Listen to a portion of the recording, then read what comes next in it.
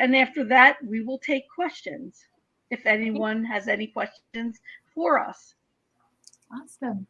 All right. Well, I was trying to kind of figure out what poem to start with tonight, and I figured why not let past Katie make that decision and just start with the first poem in the collection, which is also the titular poem.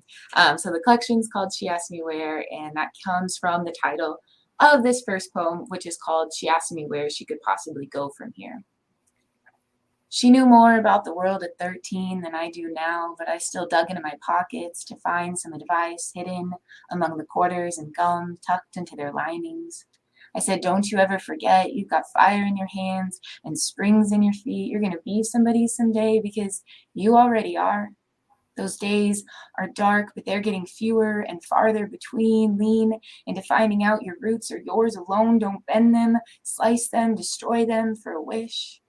I told her there's something to be said for how when you Google violent young female characters, Google asked if you meant not violent, but bold or empowering or strong. And I'm not sure if that means Google doesn't understand what a violent girl is, or if Google knows what a girl is best of us all. And she told me about the names the guys at school had called her, and all I could do was offer her some gum and a couple quarters. So this next poem skips ahead quite a bit in the collection, but it opens up the second part, and it's meant to be a sort of parallel poem to the first one. So I thought I'd go ahead and read it next, and it's called Fool's Silver. Of course, I think less of you now, but don't worry too much about it. You shouldn't take my opinion as anything other than stardust or an image in secret. I want you to eat poetry off of my tongue. It's up to the gutless to get this going again. These days, what matters most is avoiding your attention, I think, and only screaming inside my head. You're too pathetic to see straight, and I'm tired of pretending that's not the case, tired of pretending like I don't want to wear high heels down dark alleys. I was going to write my mom a letter telling her what you did, but I don't want to break her heart any more than it already is. Some doors open when you force them, and their splinters never leave your skin. I'm jumping over every pothole in a tear-stained velvet dress, screaming in the dark. You should hear some of the things men have said to me, Ma. So this next poem is very dear to my heart because it sort of started a tradition. So during the pandemic, a couple of really close friends and I started a Zoom book club. And somewhere along the line, during one of our meetings, we started talking about how my hometown is a corncob pipe capital. And I have a corncob pipe, and they challenged me. They're like, well, you need to write a poem about a corncob pipe. And I said, okay, but only if you guys do too. And it led to a tradition where now every time we meet, we have a different theme or prompt, and we all write a poem and then read them at the end of the meeting, which is really cool. So this poem kind of was the start of that. So it's called Sweet and Smoke Signals. The sun always forgot to come up mornings after poisoning ourselves. I preferred pink wine and cheap vodka, and you used the tobacco stuffed in your favorite stupid corncob pipe, piled on each other's words for good measure. Said so much shit I never even meant. You would beg me, I would never admit it. Sometimes I made the bed with you still in it, sang a symphony of forbidden words, the guilt of skeletons cracking, lacking, the indifference, the false security of seatbelt buckles and stepping over cracks, of studying, of eating before you leave for the bar, of trying hard, taking pictures, clipping coupons, of saying I love you, take it back, wish I could, can't say I actually would. If God granted me the do-overs I'm always begging for, maybe I'd still fuck it up all over again. Maybe I like the excuses for the distances I put between you and me before you vanished, disappeared. I don't miss so much of us. Never wanted our skin to touch or our friends to meet or our lives to intertwine, but sometimes I bite the teeth marks you left behind on your favorite stupid corncob pipe. Okay, this next poem is called Powder Blue Flesh. I've been looking for something since the day I turned 15, but I still haven't found it yet. I'm beginning to wonder if I should call off the search. I've been trying to drink more water, to eat more vegetables. I've been giving myself so many haircuts. I'm not wanting to be wretched, but I bought a pair of rose gold scissors so I could feel pretty when I hurt things. And when I say I don't trust you, what I mean is that I do, but I don't want you to know you have that kind of power over me. We are all over each other's memories, and the reality is there are only so many reasons people run toward the things they know could kill them. You can tell a lot about a person by the pages they earmark in collections and the phrases they underline in fiction. Honey, the opposite of nostalgia is knowing you'd never go back, even if it meant a hand to hold or well-meaning ignorance. But that doesn't mean the summer isn't full of it. Sitting on hot rocks in our swimming suits, the beauty of an empty body of water, the possibilities that come without gravity. But shiver, honey, we're in winter, and we'll joke about all that's fucked up around us, so they'll never guess there's more to tell. When I sleep now, I dream of a different hell than this one. You were with me at least. How do you spend a makeshift eternity? Here are my chipped nails cutting into my palms, clutching a tangled rosary. I am on both ends of the spectrum of so many things, something like a security blanket within dark lipstick and a little yellow pill. Here I am on my knees. Take that as you will. Next poem I will go ahead and read. It's called Faked Conversations. We were playing Never Have I Ever when you asked me. I smiled and sipped my drink, said I didn't see the ocean until I was 18, but I still know an iceberg when I see one. We are watering fertilizer with diesel fuel and expecting flowers to grow, feigning surprise at the inevitable explosion. This is the sinking ship, baby. Better learn to swim with a flute of champagne in your left hand. Toast to the holes in the boat and give your heart away while you still can. I've been sifting through the sand, searching for my half-buried mistakes, cutting my hands on broken shells and memories. This is where we break our necks in solidarity. We see ourselves in so many stories. If you look closely enough, you might learn too much about me. Put our secrets on the page with slant rhymes and line breaks and pray that makes them pretty enough to be palatable.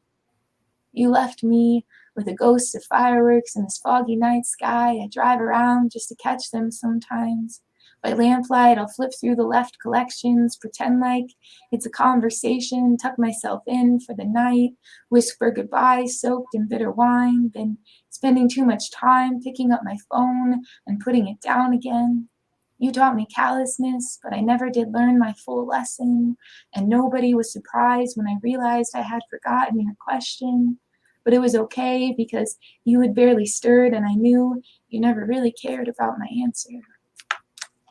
I'll read just two more tonight. And the next one actually was several years in the making. I went to a school called Truman State University in Missouri for undergrad and grad school.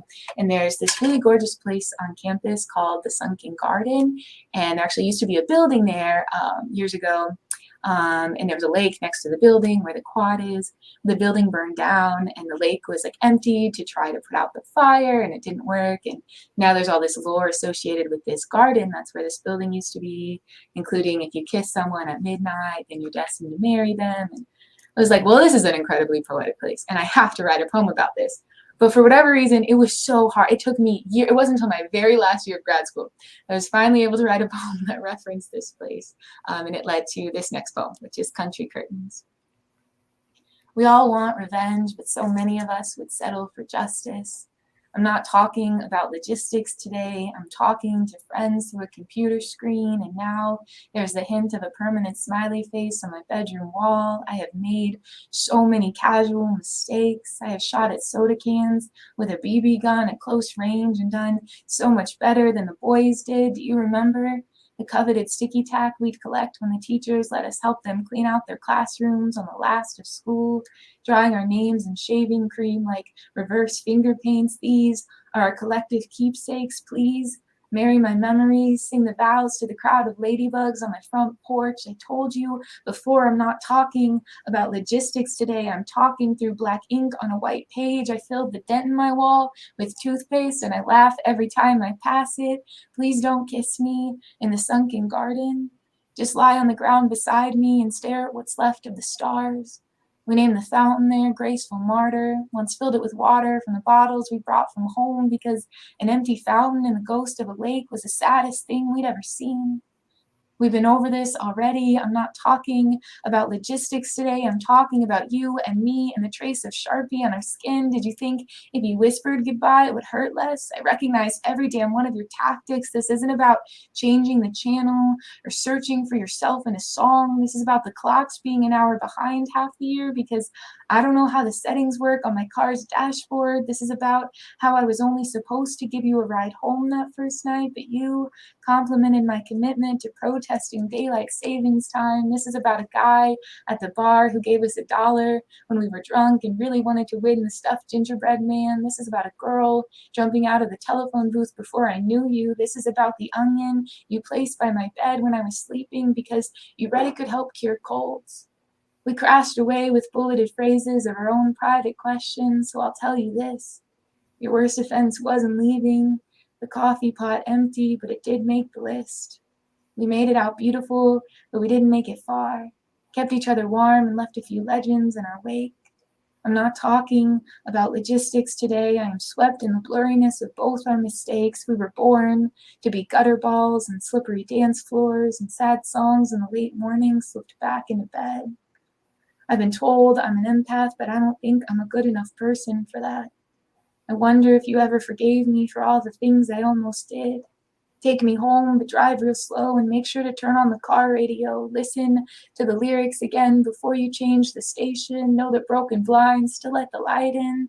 Cover them up with your old flannels. And then this last poem that I'll read tonight is called The Burden of Existing. I used to wear overalls of blue denim, stitched flowers gathered at the hem, but we are in a fashionless summer, so I haven't seen them in years. Thought about telling the guy next to me at the cemetery this. We are rows apart, staring at the new water tower we thought was a silo before they finished it. He is clinging to his smudged sunglasses, but his bottle of whiskey must have gotten too heavy to carry, so he dropped it off by the same gravestone I once saw somebody do a line of coke off of. Maybe he reminds me of emotional symmetry, like waking up and remembering you cried yourself to sleep, or fighting the unfairness of how no one told you everything, even the pitch of your grandmother's voice would change in the end. All of it is easier in past tense, and I have been paying for kindness my entire life. I broke your candle 7 months ago, cut myself with the shards of it, 1 or 2 of them. You will never know if it was an accident. I will never know why the carpet didn't catch fire. I never trimmed the wicks. I like the way the ashes look. I am running from medicine, from the midnight devil on his crumbling chair. Read the inscription stitched together like a poem, begging for hindsight. I am mad at all the beautiful lines I didn't write. There are so many beautiful lines. Thank you.